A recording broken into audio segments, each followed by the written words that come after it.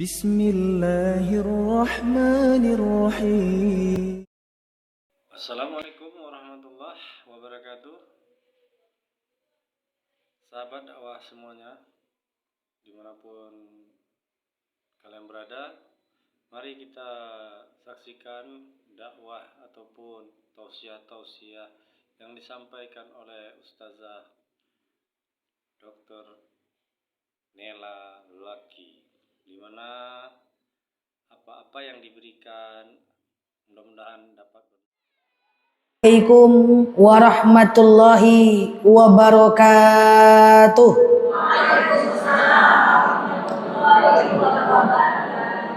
Alhamdulillahil wahidil qaharil azizil ghaffaril mukawwirul laili 'alan nahar tazkiratan li ulil qulubi wal absar tabsiratan zawil albabi wal i'tibar.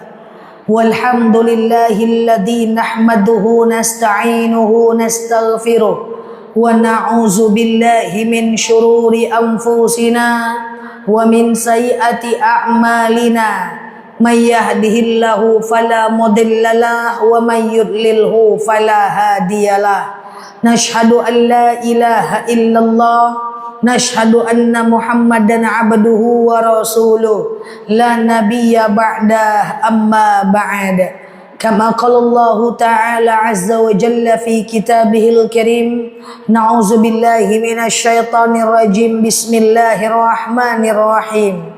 Ya ayyatuhan nafsul mutmainnah irji'i ila rabbiki radiyatan maradiyah fadkhuli fi ibadi wadkhuli jannati al-ayah.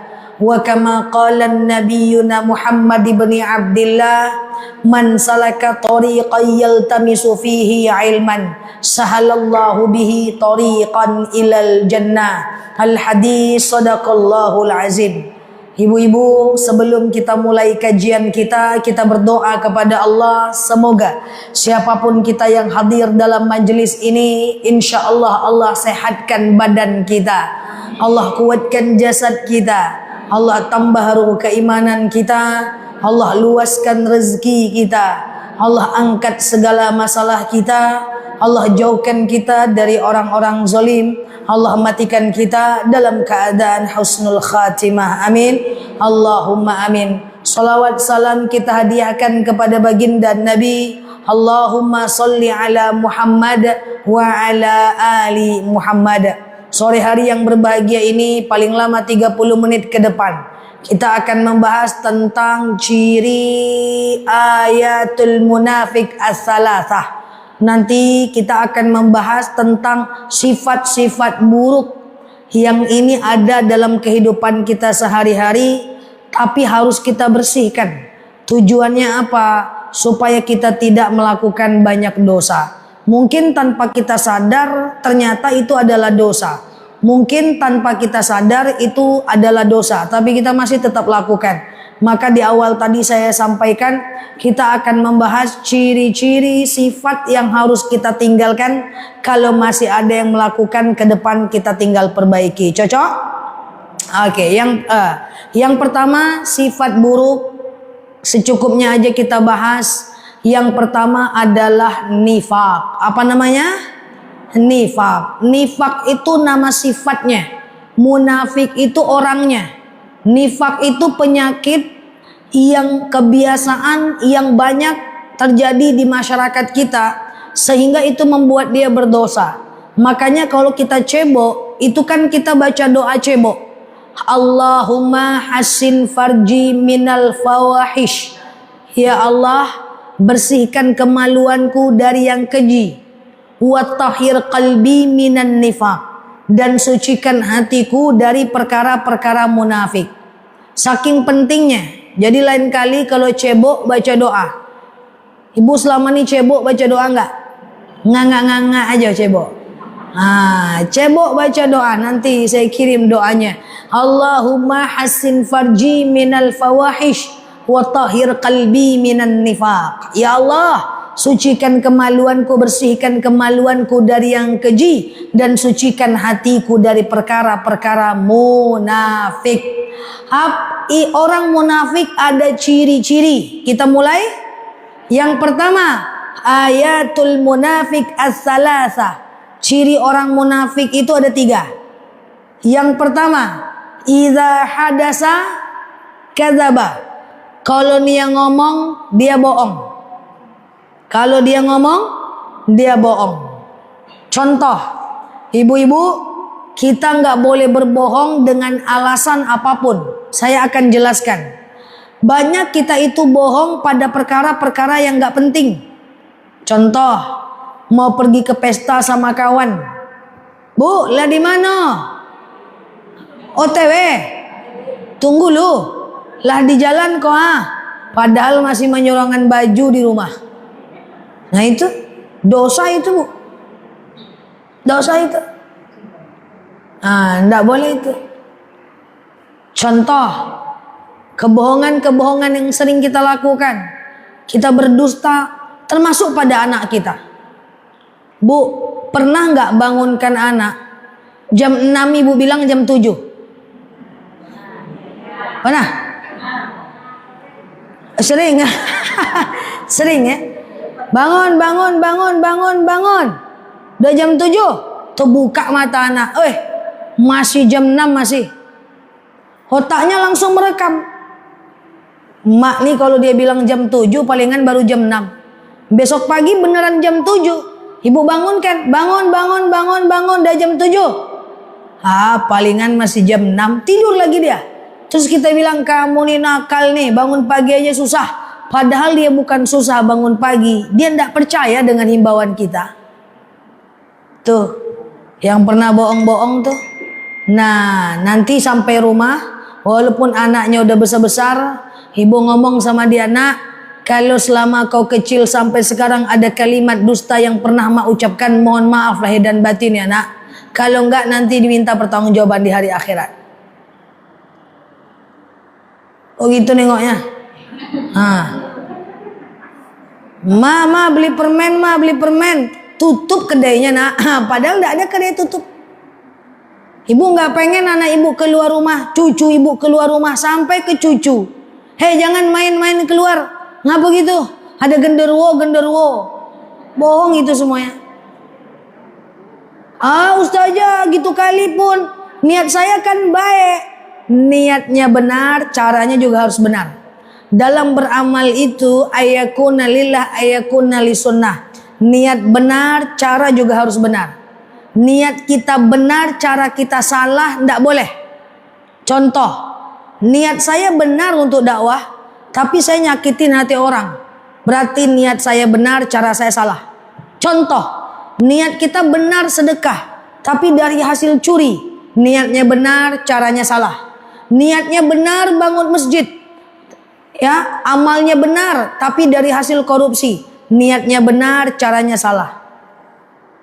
Contoh lagi, ada yang caranya benar, niatnya salah. Contoh, ada orang yang puasa terus. Puasa Daud, sehari puasa sehari enggak. Sehari puasa sehari enggak. Sehari puasa sehari enggak. Pas ditanya, kenapa kau rajin puasa? Diet. Berarti benar caranya, niatnya salah. Puasanya untuk diet. Nah, jadi Ustazah saya kan bohong itu biar anak saya mau cepat bangun. Saya bohong itu biar cucu saya enggak keluar rumah. Itu tetap dusta. Idza hadasa kadzaba. Ciri orang munafik, kalau dia ngomong dia bohong. Tapi mau nggak kita bilang orang munafik itu bohong? Nggak mau kita. Padahal kenyataannya ciri orang munafik ada pada kita. Nauzubillah. Nah, Ustazah, masa nggak boleh sih bohong? Bohong itu boleh dalam 3 hal saja. Yang pertama, mendamaikan 2 orang yang sedang berkelahi. Boleh bohong.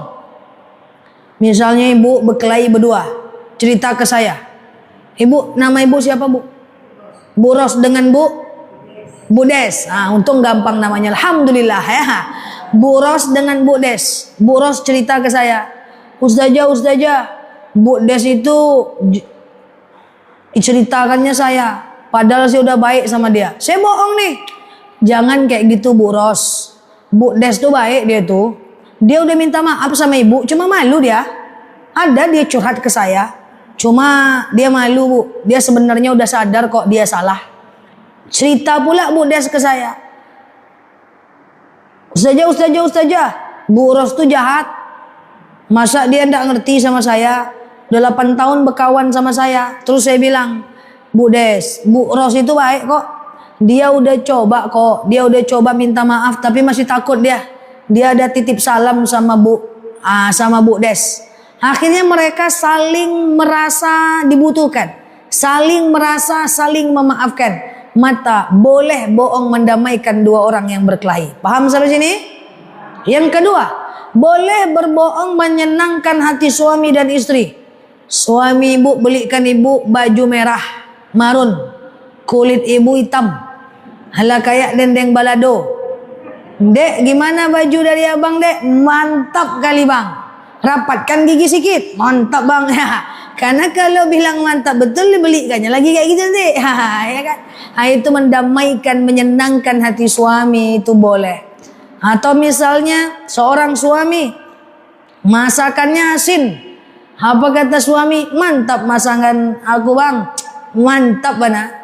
Saking mantapnya malaikat naknya makan.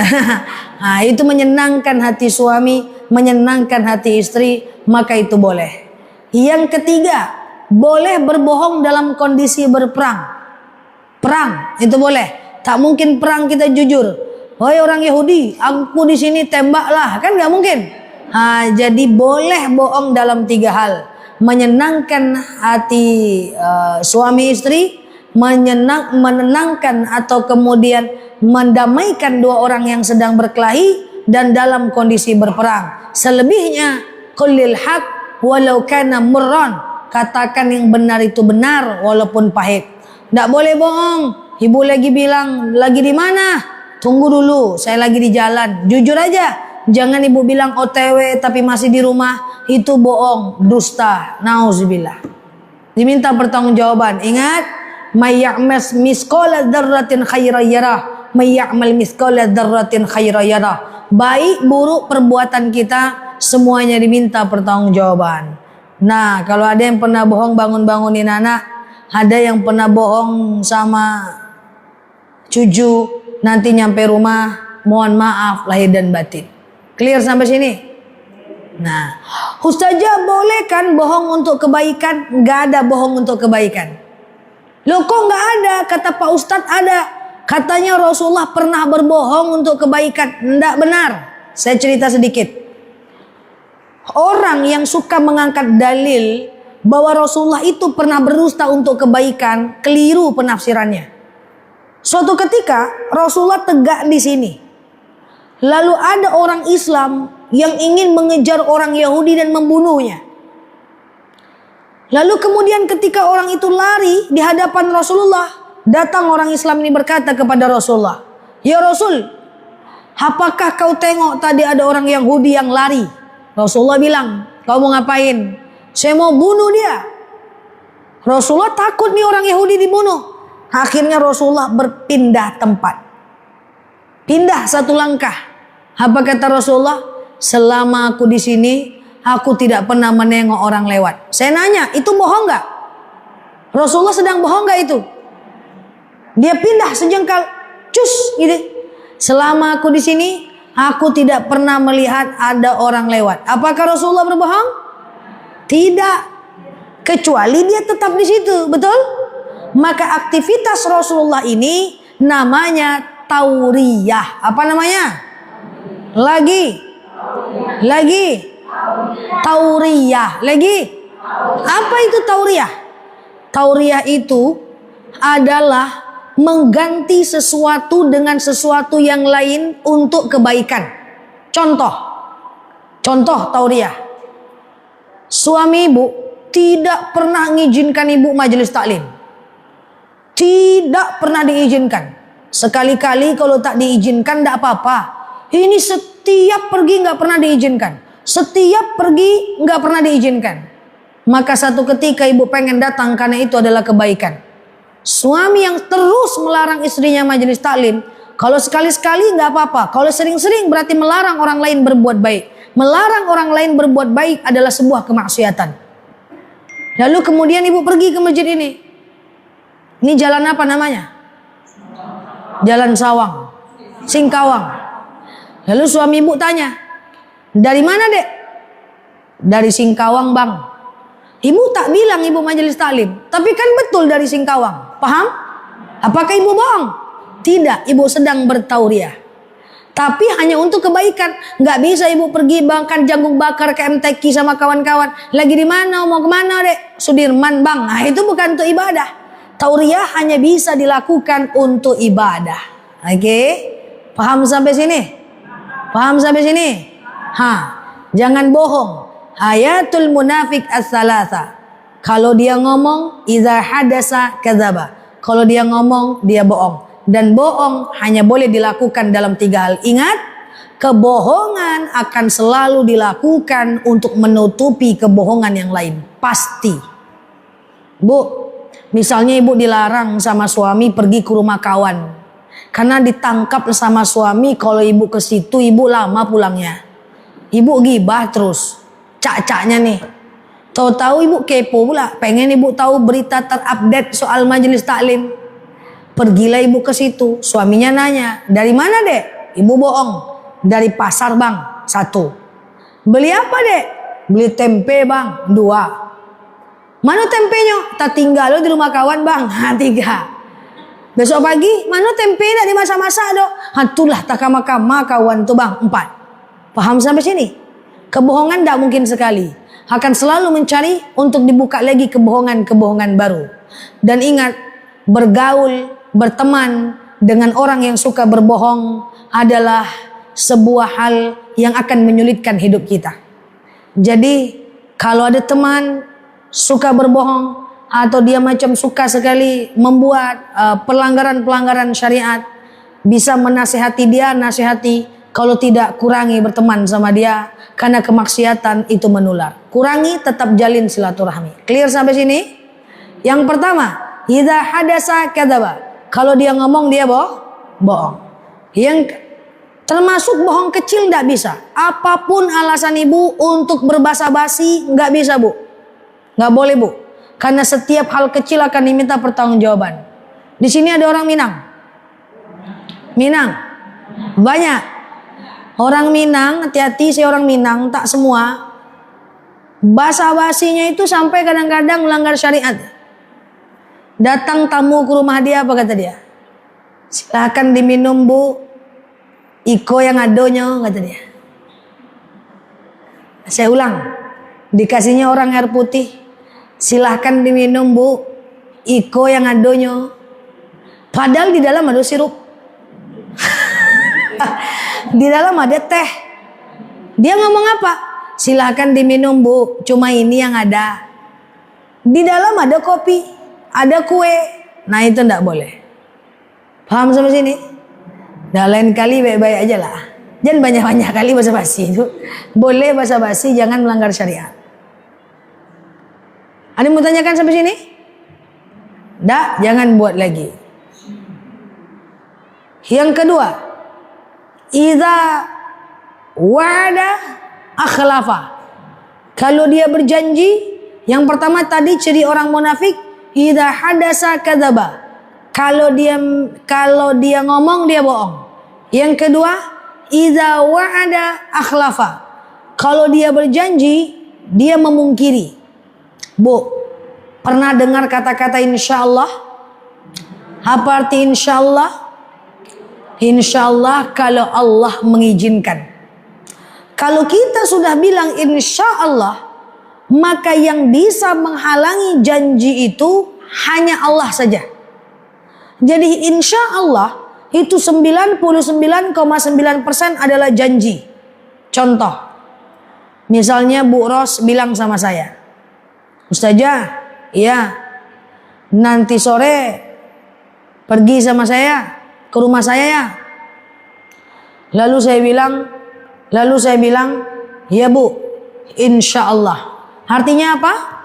Kalau Allah mengizinkan saya ke rumah ibu. Rupanya besok sore saya mengantuk. Apa yang saya bilang? Ndak jadilah saya ke rumah ibu, ngantuk saya. Dalam hati saya, ndak jadilah saya ke rumah Bu Ros, mengantuk saya. Akhirnya saya berkata dalam hati, kan tadi saya udah bilang insya Allah. Nah sekarang yang saya pengen tanya sama ibu, sebenarnya Allah izinkan nggak saya ke rumah Bu Ros? Sore-sore waktu saya ngantuk tuh, sebenarnya Allah izinkan nggak saya ke rumah Bu Ros? Diizinkan. Cuman yang males saya, betul? Sebenarnya Allah izinkan nggak? Izin, yang males saya. Sementara saya bilang, kalau Allah mengizinkan. Sebenarnya Allah mengizinkan, cuman saya males. Berarti saya mengatasnamakan Allah atas perlakuan saya. Itu nggak boleh, tetap berdosa. Maksudku saja apa sih? Kalau ibu udah bilang insya Allah, hanya Allah dan saya yang bisa menghalangi saya untuk datang ke rumah Bu Ros. Contoh, macet, itu qadarullah, atas izin Allah. Kemudian saya udah jalan, rupanya mobil saya terjelungkang masuk parit, berarti Allah tidak izinkan saya. Kemudian yang ketiga, saya sakit, berarti Allah tak izinkan saya. Kemudian yang ketiga, orang tua saya sakit, saya harus merawatnya, maka Allah berarti tidak izinkan saya. Tapi kalau saya ngantuk, berarti Allah izinkan saya, cuma saya aja yang males. Berapa banyak selama ini kita bilang insya Allah, tapi akhirnya kita nggak datang. Lah, gimana Ustazah? Diajak orang datang ke rumahnya, ibu nggak bisa untuk datang. Ibu nggak bisa untuk datang, males. Bilang insya Allah aja lah dulu, sering gitu kan? Jadi kalau ibu males, nggak bisa datang rasanya, ibu bilang, saya usahakan ya, gitu aja. Saya usahakan ya, gitu aja. Kalau ibu udah bilang insya Allah, artinya yang bisa memisahkan antara kita dengan janji adalah Allah saja. Nauzubillah, seberapa banyak sepanjang masa usia kita sering berjanji tapi tak pungkir. Saya balikkan lagi, mungkin dengan cucu, dengan anak kita. Cucu kita bilang, nek, apa cu? Beli gulu-gulu cucu nek, sama layang-layang. Ibu bilang apa? Ya, nanti nenek beliin. Mandi dulu, makan dulu. Udah mandi dia, udah makan dia, udah pakai bedak dia, tertidur dia. Apa kata kita? Biar aja lah dia lupa dah. Biar aja lah, dah. Tidak menepati janji, diminta pertanggungjawaban.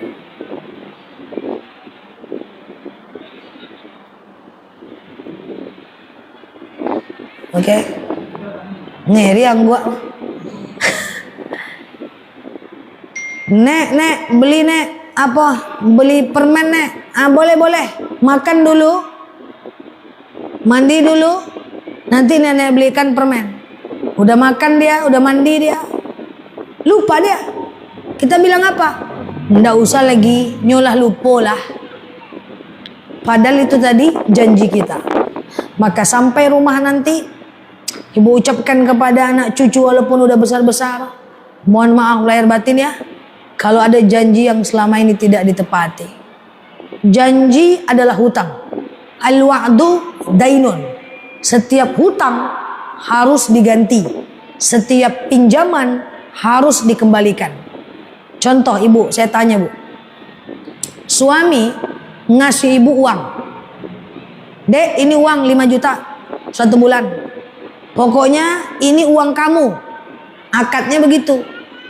Lalu ibu tabung lah duit itu. Suatu ketika suami ibu bilang, dek pinjamlah duit 1 juta, dipinjamlah oleh suami ibu. Saya tanya, suami wajib ganti nggak? Wajib ganti nggak?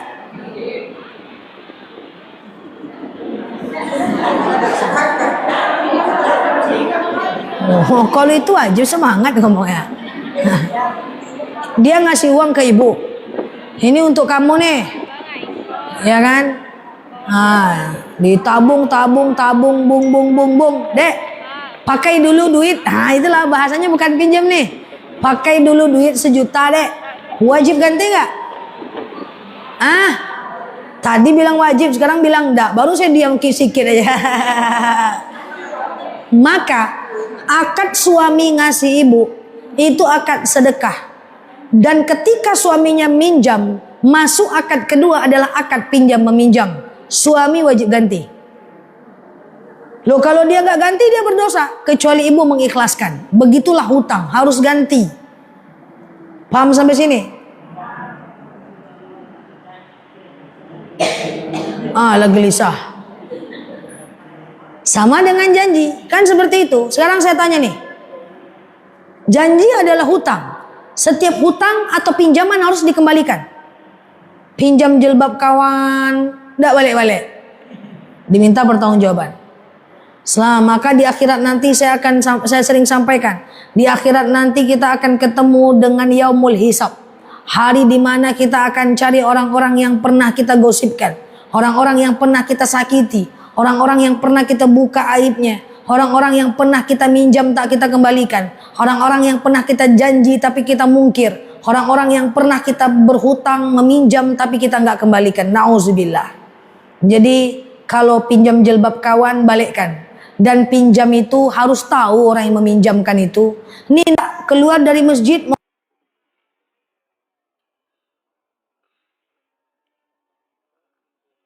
kan padahal orangnya tarik mana-mana. Nah, ibu taruh sendalnya ke situ. Mana boleh?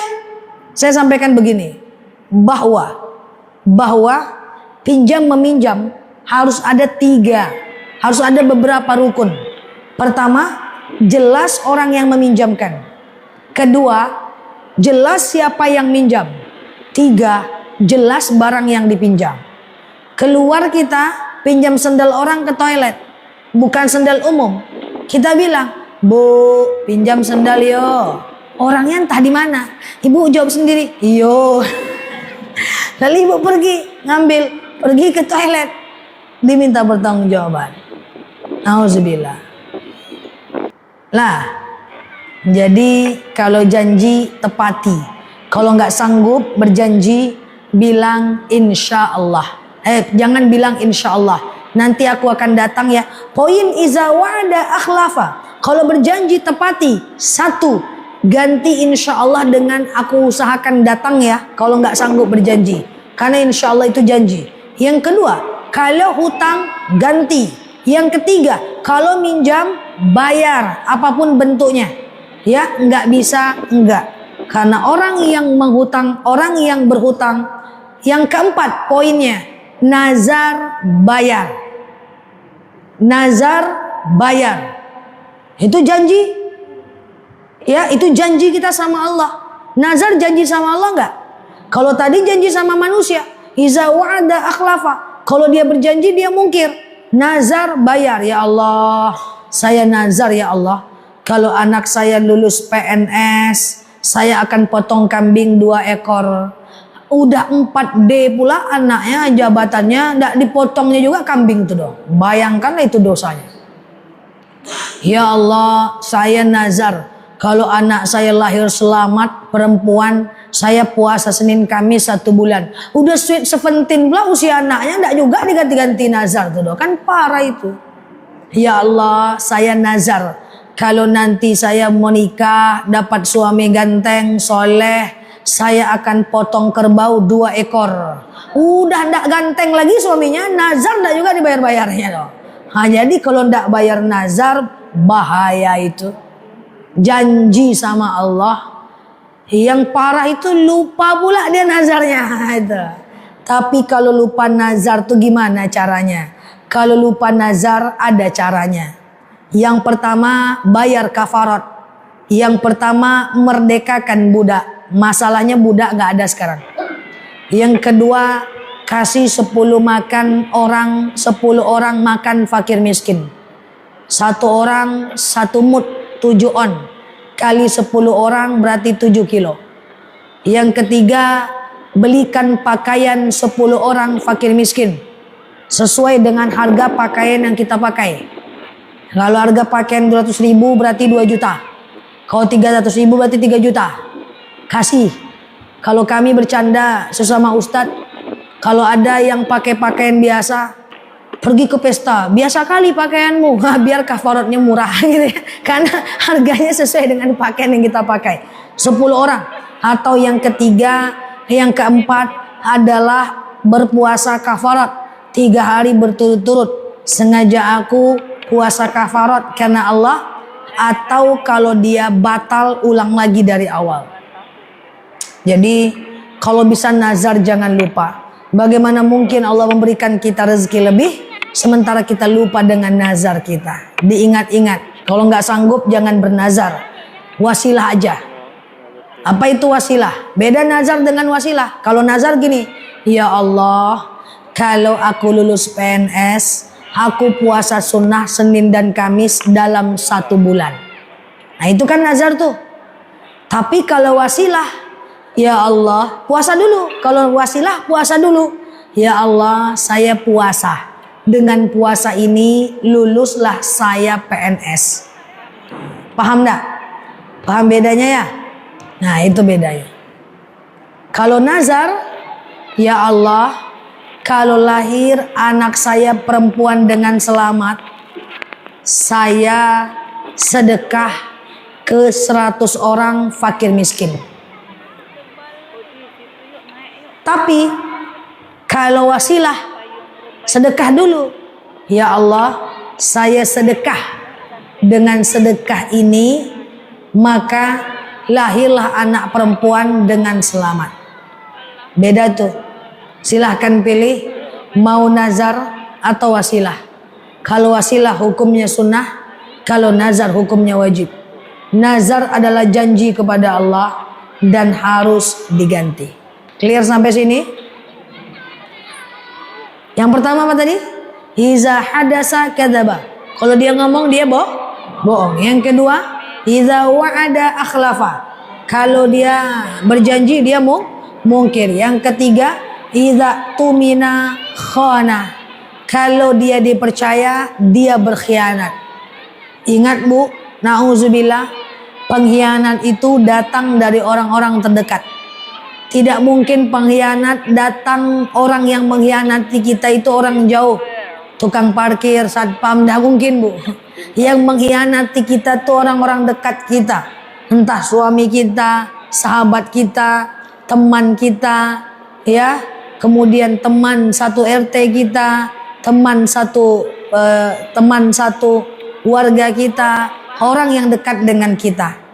Nah, orang berkhianat ini termasuk orang munafik. Maka ibu-ibu yang saya sayangi karena Allah, hati-hati dalam berteman. Kenapa? Karena pengkhianat itu muncul dari orang terdekat kita. Saya pengen sampaikan beberapa hal. Makanya jangan ceritakan kepada banyak orang. 1, tentang mimpi besar kita atau mimpi besar anak kita. Akan banyak orang yang tidak mendukungnya dan mematahkannya dan berkhianat. Contoh, berapa banyak orang tua, misalnya nih anaknya mau kuliah kedokteran, belum anaknya masuk dia udah cerita sama teman-temannya, hehehe, anakku mau masuk kedokteran, wewewe, anakku mau masuk kedokteran. Datang kawan berkhianat, apa katanya? Jangan lagi, kedokteran tuh bengkak biayanya tuh, biaya prakteknya aja besar tuh. Datang dalam mata kita, iyo jo yo. Lalu kita bilang sama anak kita, cucu kita, nak, jangan lagi kamu mau jadi dokter itu. Kata teman mak, biayanya besar. Patah mimpi cuman karena teman yang tak baik. Paham sampai sini? Anak mau masuk polisi, terus ibu ngomong sama teman, anakku mau masuk polisi. Jangan lagi. Ngapa tuh? Kalau ndak orang dalam ndak banyak lulusnya doh. Dah, itu pengkhianat, mematahkan kita. Ujung-ujungnya apa? Ujung-ujungnya anak kita tidak lagi mau masukkan dia ke polisi. Hati-hati.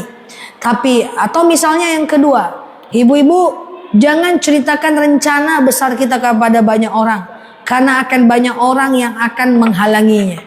Nauzubillah min zalik. Ceritakan mimpi besar kita, langkah-langkah kita jangan, karena akan banyak orang yang mematahkannya. Cukup ceritakan dengan orang-orang yang kita percaya, karena dalam hidup kita ini sebagai penutup akan ada 4 tipe manusia. Yang pertama adalah tipe Abu Bakar. Waktu Rasulullah melakukan perjalanan Isra dan Mi'raj, tidak masuk akal perjalanan Rasulullah, tetapi banyak orang yang tidak percaya, tapi ada satu orang yang paling percaya walaupun tidak masuk akal adalah Abu Bakar. Apapun yang dikatakan oleh Rasulullah, masuk akal atau tidak, saya tetap percaya. Berada di depan. Inilah sahabat kita, Abu Bakar kita. Clear? Yang kedua, dalam hidup kita ini akan ada orang seperti Abu Thalib yang dia membantu kita tapi dia tidak pengen terlihat. Abu Thalib dia membantu Rasulullah tapi tidak pernah ingin terlihat. Itulah Abu Thalib. Abu Bakar teman yang selalu membantu kita, berada di depan membela kita. Abu Thalib membantu kita tapi di belakang saja. Dia support kita. Ada Abu Thalib kita. Dan kemudian yang ketiga, ada orang gaya-gaya Abu Sofyan. Apa itu Abu Sofyan? Waktu kita di bawah, dia tidak mau dekat sama kita. Waktu kita udah sukses, apa kata dia? Itu kawanku dulu tuh. Itu bestiku dulu tuh. Oh, itu dulu kawan ambo tuh mah. Oh, itu dulu kawanku, dekat aku sama dia tuh. Waktu kita belum siapa-siapa, dia tidak hargai kita. Waktu kita di atas, dia merasa dekat sama kita. Abu Sofyan. Tapi jangan lupa, akan ada para pengkhianat atau orang-orang jahat seperti Abu Lahab. Makin kita naik, makin dia jatuhkan kita. Makin kita sukses, makin dia gelisah. Makin kita naik, makin dia hancurkan kita. Jadi kalau ada orang-orang zalim sama kita, ikutilah gaya Rasulullah. Itu orang bukan jahat, tapi dia nggak ngerti aja siapa kita. Atau bisa jadi dia Abu Lahab kita. Cuma itu aja kemungkinannya. Nah, ibu-ibu yang saya sayangi karena Allah, semoga kalau ada yang suka bohong-bohong tidak melakukan lagi karena dosanya besar. Semoga mulai hari ini kalau ada yang berjanji, hati-hati. Baik nazar maupun janji dengan anak, dengan cucu dan dengan manusia. Dan yang ketiga, semoga kita dijauhkan dari orang-orang yang berkhianat kepada kita. Kalau nomor 3 berkhianat, saya rasa tidak ada jemaah kita ini, amin. Tapi kalau nomor 1, nomor 2 ada sikit. Ya, semoga Allah mudahkan kita. Demikian dari saya, karena di sini ada ustadz, nanti ustadznya aja yang berdoa ya. Wallahu a'lam bishawab. Ibu-ibu yang saya sayang.